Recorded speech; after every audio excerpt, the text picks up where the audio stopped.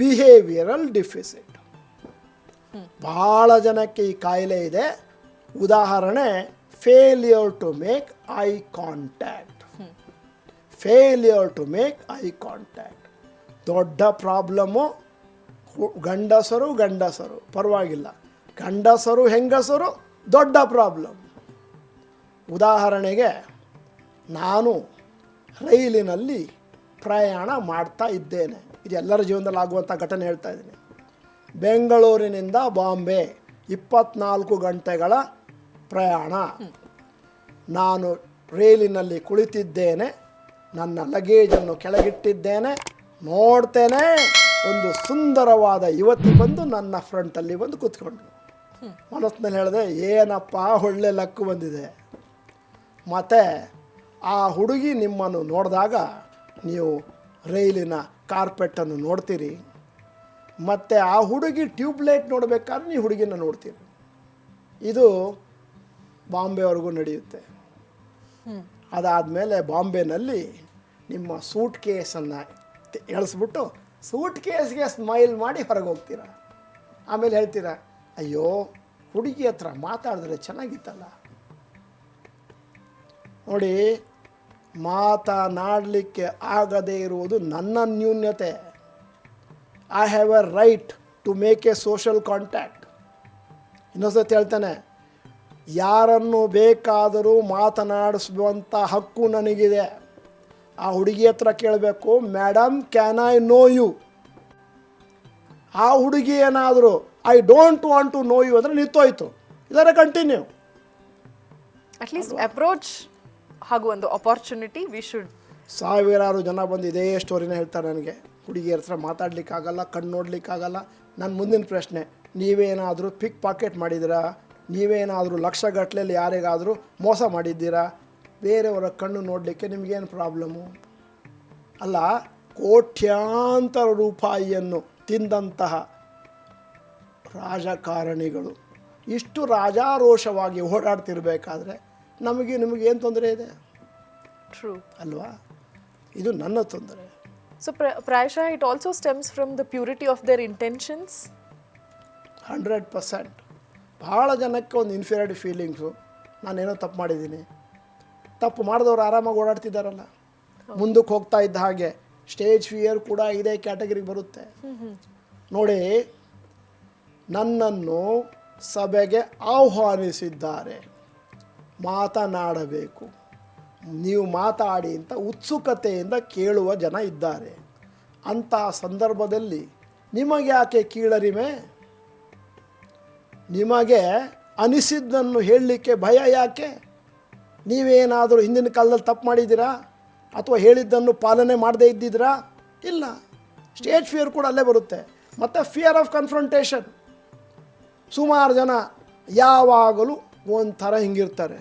ನಾನೇನಾದರೂ ಮಾತಾಡಿಬಿಟ್ರೆ, ಜಗಳ ಪ್ರಾರಂಭ ಆಗಿಬಿಟ್ರೆ, ಜಗಳದ ಭಯ. ಜನ ವಾಯ್ಸ್ ರೇಸ್ ಮಾಡಿಬಿಟ್ರೆ, ಜಗಳ ಬೇಡ, ಜನ ವಾಯ್ಸ್ ರೇಸ್ ಮಾಡಿಬಿಟ್ರೆ ಅದು ಭಯ. ನಾನು ಭಾಳ ಜನ ನೋಡಿದ್ದೇನೆ, ಒಂದು ದೊಡ್ಡ ಸಭೆಯಲ್ಲಿ ಯಾರೋ 4 ಜನ ಕಿರ್ಚಾಡ್ತಿರ್ತಾರೆ, ಇವರು ಖರ್ಚಿಪ್ ತೊಗೊಂಡು ಉಜ್ತಾ ಇರ್ತಾರೆ. ಅವರು ಕಿರ್ಚಾಡಿದ್ರೆ ನಿಮ್ಗೆ ಯಾಕೆ ನಾಚಿಕೆ ಆಗಬೇಕು, ಭಯ ಆಗಬೇಕು? ಸೋ ಮೆನಿ ಫಿಯರ್ಸ್ ಅಲ್ವಾ? ವಿಚಿತ್ರ. ನಾವು ಭಾಳ ಜನರ ಪರಿಚಯ ಇರೋದ್ರಿಂದ ಜನ ಒಂದು ಏನೇನು ಹೇಳ್ತಾರೆ ಅಂತ ನಿಮಗೆ ಹೇಳ್ತಾ ಇದ್ದೀನಿ. ಇದನ್ನು ಹೇಳಬೇಕಾದ್ರೆ ಭಾಳ ಜನ ಯೋಚನೆ ಮಾಡ್ಬೋದು, ಹೌದು ನನಗೂ ಇದೆ ಅಂತ. ಇದು 4ನೇ ಪ್ರಾಬ್ಲಮ್ ಆಯಿತು, ಬಿಹೇವಿಯರಲ್ ಡಿಫಿಸಿಟ್ಸ್. 5ನೇಯ ಪ್ರಾಬ್ಲಮ್ಮು ಬಹಳ ಇಂಟ್ರೆಸ್ಟಿಂಗು. ಈ ಉದಾಹರಣೆಯನ್ನು ಕೊಡ್ತಿದ್ದಂಗೆ ನೀವೇ ಖುಷಿಯಾಗ್ಬಿಡ್ತೀರಾ. ಇದಕ್ಕೆ ಹೇಳೋದು ಬಟರ್ ಸ್ಯಾಂಡ್ವಿಚ್ ಸಿಂಡ್ರೋಮ್ ಅಂತ. ನಮ್ಮ ಕಾರ್ಯಾಗಾರದಲ್ಲಿ ಮಾತಾಡೋದೇ ಇದ್ರ ಸುದ್ದಿ. ಬಟರ್ ಸ್ಯಾಂಡ್ವಿಚ್ ಸಿಂಡ್ರೋಮ್ ಅಂದರೆ ಏನು? ಒಂದು ದಿನ ಗಂಡ ಆಫೀಸಿನಲ್ಲಿ ಊಟದ ಸಮಯದಲ್ಲಿ ಟಿಫಿನ್ ಬಾಕ್ಸ್ ತೆಗಿತಾನೆ. ಹೇಳ್ತಾನೆ, oh my god, same butter sandwich again. ಪಕ್ಕದಲ್ಲಿರೋರು ಕೇಳ್ತಾನೆ, ನಿನಗೆ ಬಟರ್ ಸ್ಯಾಂಡ್ವಿಚ್ ಕಂಡ್ರೆ ಆಗಲ್ವಾ? ಆಗಲ್ಲ ಅಂತನವನು. ಮತ್ತ್ಯಾಕೆ ಹೆಂಡತಿ ಹತ್ರ ಹೇಳ್ತಾ ಇಲ್ಲ ಬಟರ್ ಸ್ಯಾಂಡ್ವಿಚನ್ನು ಪ್ಯಾಕ್ ಮಾಡಬೇಡ? ಅವನು ಹೇಳ್ತಾನೆ, ಹೆಂಡತಿ ಅಲ್ಲ, ನಾನೇ ಪ್ಯಾಕ್ ಮಾಡೋದು. ಅಂದರೆ ಬಟರ್ ಸ್ಯಾಂಡ್ವಿಚನ್ನು ಪ್ಯಾಕ್ ಮಾಡಿದವ್ರು ಯಾರು? ನಾನು.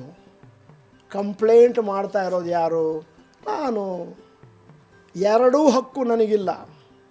ಒಂದೋ ಹೆಂಡತಿ ಪ್ಯಾಕ್ ಮಾಡಿ ಕೊಡಲಿ, ಕಂಪ್ಲೇಂಟ್ ಮಾಡ್ತೇನೆ, ಇಲ್ಲ ನಾನು ಅದನ್ನು ಪ್ಯಾಕ್ ಮಾಡೋದೇ ಇಲ್ಲ. ಹೀಗೆ ನಾನು ಹೇಳ್ತಾ ಇದ್ದ ಹಾಗೆ ಇದರ ನಮ್ಮ ಜೀವನದಲ್ಲಿ ಆಗುವಂಥ ಪ್ರಾಕ್ಟಿಕಲ್ ಅಪ್ಲಿಕೇಶನ್ ಆ ಬಟರ್ ಸ್ಯಾಂಡ್ವಿಚ್ ಹೇಳಿದಾಗ ನಿಮ್ಗೆ ಅರ್ಥ ಆಗುತ್ತೆ. ಬಟರ್ ಸ್ಯಾಂಡ್ವಿಚ್ ನಂಬರ್ 1, ಓ ಮೈ ಸ್ಮೋಕಿಂಗ್. ಸ್ಮೋಕ್ ಮಾಡ್ತಾ ಇರೋದು ಯಾರು? ನಾನು. ಕಂಪ್ಲೇಂಟ್ ಮಾಡ್ತಾ ಇರೋದು ಯಾರು? ನಾನು. ಒಂದೋ ಕಂಪ್ಲೇಂಟ್ ಮಾಡಬೇಡಿ, ಇಲ್ಲ ಸ್ಮೋಕ್ ಮಾಡಬೇಡಿ. ಎರಡೂ ಹಕ್ಕು ನಿಮಗಿಲ್ಲ. ಎರಡನೇ ಅಂತ ಹೇಳ್ತೇನೆ, ಓ ಮೈ ಡ್ರಿಂಕಿಂಗ್ ಆಲ್ಕೋಹಾಲ್. ಆಲ್ಕೋಹಾಲ್ ಕುಡಿತಾ ಇರೋದು ಯಾರು? ನೀವು. ಕಂಪ್ಲೇಂಟ್ ಮಾಡ್ತಿರೋದು ಯಾರು? ನೀವು. ನಿಮಗೇನಾದರೂ ಕಿಂಗ್ ಫಿಶರ್ ಕಂಪನಿಯಿಂದ ನಮ್ಮ ವಿಜಯ ಮಲ್ಯ ಬಂದುಬಿಟ್ಟು ಪಿಸ್ತೂಲ್ ಹಿಡಿದಿದ್ದಾರೆ, ಮೇಡಮ್ ನೀವು ರಾತ್ರಿ ಹೊತ್ತು ಸ್ವಲ್ಪ ಕುಡಿಲಿಲ್ಲ ಅಂದರೆ ಸಾಯಿಸ್ಬಿಡ್ತೀನಿ ಅಂತ. ನಾನೇ ಕುಡಿಯೋದು, ನಾನೇ ಕಂಪ್ಲೇಂಟು. ಮೂರನೇದು ಹೇಳ್ಬಿಡ್ತೀನಿ, ಓ ಮೈ ಲೇಜಿನೆಸ್. ಯಾರು ಲೇಜಿನೆಸ್ಸು? ನಂದು. ಕಂಪ್ಲೇಂಟ್ ಮಾಡ್ತಿರೋದು ಯಾರು? ನಾನು. ಆ ಲೇಜಿನೆಸ್ಸನ್ನು ಓವರ್ಕಮ್ ಮಾಡಲಿಕ್ಕೆ ಏನು ಮಾಡಬೇಕು ಆ ಕ್ರಮಗಳನ್ನು ತಗೊಳ್ಬೇಕೇ ವಿನ ನನ್ನದೇ ಆದಂತಹ ಸ್ವಭಾವಗಳಿಗೆ ನಾನು ಕಂಪ್ಲೇಂಟ್ ಮಾಡುವಾಗಿಲ್ಲ. ಜೀವನ ಪರ್ಯಂತರ ಇದೇ ನಡೆಯೋದು.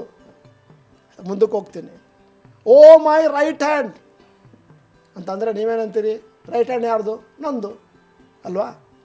ರೈಟ್ ಹ್ಯಾಂಡು ನಂದು, ಲೆಫ್ಟ್ ಹ್ಯಾಂಡು ನಂದು. ನಾನು ಕಂಪ್ಲೇಂಟ್ ಮಾಡೋಂಗಿಲ್ಲ ಓ ಮೈ ರೈಟ್ ಹ್ಯಾಂಡ್ ಅಂತ. ಅದು ನನ್ನಿಂದ ಬಂದಂಥದ್ದು. ಇನ್ನು ಮುಂದಕ್ಕೆ ಹೋಗ್ತೀನಿ. ಓ ಮೈ ಕಾಲೇಜ್. ಕಾಲೇಜಿಗೆ ಸೇರಿಕೊಂಡವ್ರು ಯಾರು? ನೀವು. ಏನಂತ ಬರ್ತೀರಿ ಅಪ್ಲಿಕೇಶನಲ್ಲಿ? ಪ್ರೀತಿಯ ಪ್ರಿನ್ಸಿಪಾಲ್ ಅವರೇ, ದಯವಿಟ್ಟು ಒಂದು ಸೀಟನ್ನು ಕೊಟ್ಟು ನಮಗೆ ಧನ್ಯತೆಯನ್ನು ಕೊಡುವುದು. ಸೆಲ್ಫ್ ಡಿಕ್ಲರೇಷನ್ ಕೊಟ್ಟು ಸೇರ್ಕೊಂಡಿದ್ದೀರಿ. ಪ್ರಿನ್ಸಿಪಾಲ್ ಮನೆಗೆ ಬಂದಿದ್ರಾ ಪಿಸ್ತೂಲ್ ತಗೊಂಡು?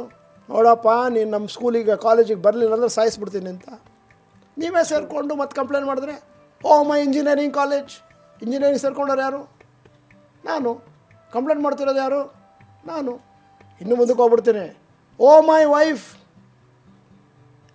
ಓ ಮೈ ಹಸ್ಬೆಂಡ್. ನಿಮ್ಮ ಜೀವನದ ಸಂಗಾತಿನ ಆಯ್ಕೆ ಮಾಡಿದವರು ಯಾರು? ನಿಮ್ಮ ಮಾವ ಬಂದು ಪಿಸ್ತೂಲ್ ಹಿಡಿದಿದ್ದೀರಾ? ಇಲ್ಲ. ನೀವೇ ತಾನೇ ನಿಮ್ಮ ಜೀವನದ ಸಂಗಾತಿಯನ್ನು ಮದುವೆ ಆಗುವಂತ ಹೇಳಿ ಮದುವೆ ಆದ್ದು. ಈಗ ಪುನಃ ಓ ಮೈ ವೈಫ್ ಅಂದರೆ ಏನಾಗುತ್ತೆ? ನಿಮ್ಮ ವೈಫು ಅವರಲ್ಲಿ ನ್ಯೂನ್ಯತೆ ಇದ್ದರೆ ಅವರನ್ನು ರೆಡಿ ಮಾಡ್ಕೊಳ್ಳಿ. ಅದು ಬಿಟ್ಟು ಕಂಪ್ಲೇಂಟ್ ಮಾಡಿದ್ರೆ ಆಗೋದಿಲ್ಲ. ಇಡೀ ಜೀವನ ಪರ್ಯಂತರ ಎಲ್ಲ ಕಡೆ ಇದೇ ಪ್ರಾಬ್ಲಮೇ. ಓ ಮೈ ಬಟರ್ ಸ್ಯಾಂಡ್ವಿಚ್. ತೆಗೆದು ನೋಡಿ. ಓ ಮೈ ಟ್ರಾಫಿಕ್. ಕಾರ್ ಪಾರ್ಕ್ ಮಾಡೋದು ಯಾರು? ನಾನೇ ಅಂತಂದರೆ ನನ್ನ ತಮ್ಮ. ಕಾರನ್ನು ರಾಂಗ್ ಪಾರ್ಕಿಂಗ್ ಮಾಡಿದವರು ಯಾರು? ನನ್ನ ತಮ್ಮ ಅಂದರೆ ನನ್ನ ಸಹೋದರ. ಅವನು ಕಾರನ್ನು ರ್ಯಾಶಾಗಿ ಓಡಿಸೋರು ಯಾರು? ನನ್ನ ಇನ್ನೊಬ್ಬ ಸಹೋದರ ಅಲ್ವಾ? ಸೊ ಪ್ರಾಯಶಃ whenever we communicate with people, ಫೋನ್ನಲ್ಲಾಗಲಿ ಮುಖತಃ ಭೇಟಿ ಆಗಲಿ, ಮೆನಿ ಪೀಪಲ್ ನೀವು ಹೇಳ್ದಂಗೆ ಕನ್ನಡದಲ್ಲೇ ಹೇಳೋದಾದರೆ ಅಯ್ಯೋ ನನ್ನ ಜೀವನ, this is how the moment they start with that phrase ಅಯ್ಯೋ, it means they have self complaint issues. ಅಲ್ಲಿಗೆ ಓ ಮೈ ಸ್ಯಾಂಡ್ವಿಚ್ ನನ್ನ ಲೈಫೇ. This occupies the maximum. ನಿಮ್ಮ ಜೀವನವನ್ನು ಸರಿಪಡಿಸಲಿಕ್ಕೆ ಕಾರ್ಯಪ್ರವರ್ತರಾಗಬೇಕೇ ವಿನಃ ಜೀವನ ಪರ್ಯಂತರ ಬೈಕೊಂಡಿರ್ಲಿಕ್ಕೆ ಆಗೋದಿಲ್ಲ. ಇದು 5ನೇದ್ದು. ನಮ್ಮ ಇಡೀ ಕಾರ್ಯಾಗಾರದಲ್ಲಿ 30 ನಿಮಿಷ ನಮ್ಮ ಸ್ಯಾಂಡ್ವಿಚ್ಗಳನ್ನು ಡಿಸ್ಕಸ್ ಮಾಡ್ತೀವಿ. Each one have our sandwich.